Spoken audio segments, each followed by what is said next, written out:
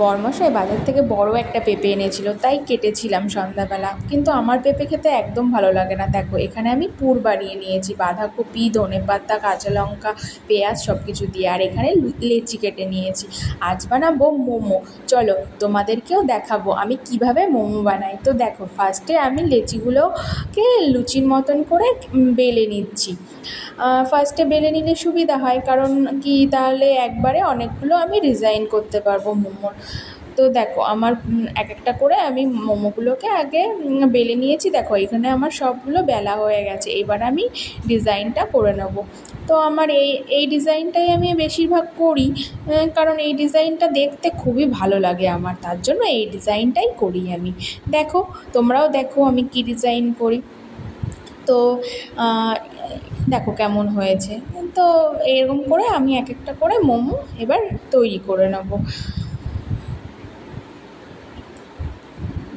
আসলে না হাত দিয়ে করছিলাম বলে মোমোর উপরে একটু মানে মশলাটা মেখে যাচ্ছিলো, তার জন্য আমি চামচ ব্যবহার করলাম। চামচ দিলে ভালো হচ্ছিলো, যেহেতু হাতে লাগছিল না আর মোমো উপরেও লাগছিল না। আসলে আমি এটাকে আগে ভালো করে মানে বানিয়ে নিয়েছি পুরটাকে।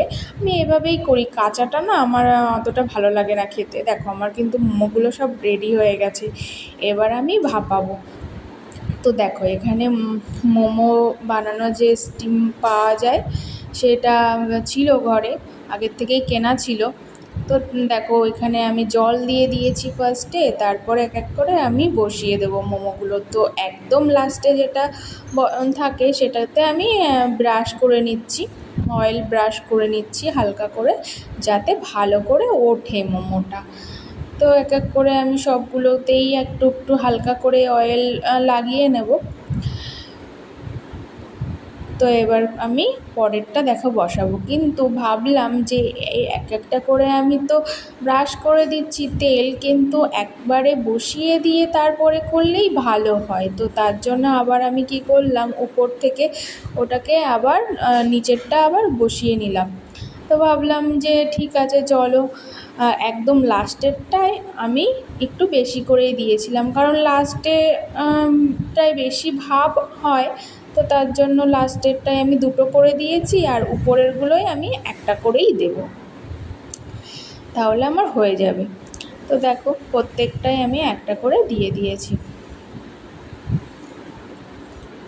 তো এইগুলোতেও একটু ব্রাশ করে দিচ্ছি তেল। আসলে তেল ব্রাশ করে দিলে ভালোভাবে মোমোটা উঠে যায়। তো আমার ডিজাইনটা কেমন হয়েছে অবশ্যই কিন্তু কমেন্ট করে তোমরা জানিও।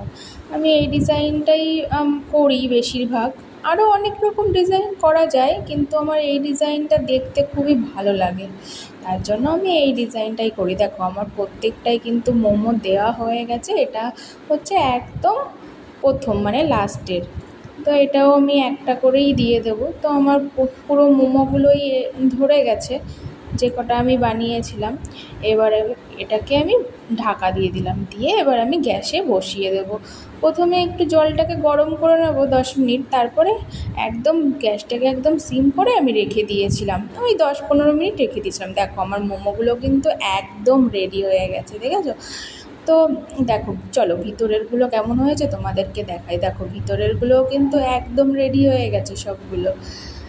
খেতেও কিন্তু দারুণ হয়েছিল জানো তো, কিন্তু এত গরম ছিল বাবা, ভীষণ ধোঁয়া উঠছিল। তো চলো একদম ফাইনালি তোমাদেরকে মোমোগুলো এক জায়গায় করে তোমাদেরকে দেখাই কেমন। দেখো এই যে আমার মোমো পুরো রেডি হয়ে গেছে মোমোগুলো।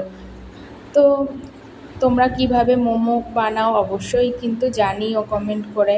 আমি এভাবেই বানাই, মোমোগুলো কিন্তু খুবই ভালো হয়েছিল। চলো তোমাদেরকে ভিতরের পুরটা দেখাই। দেখো মোমোটা কিন্তু একদম সিদ্ধ হয়ে গেছে।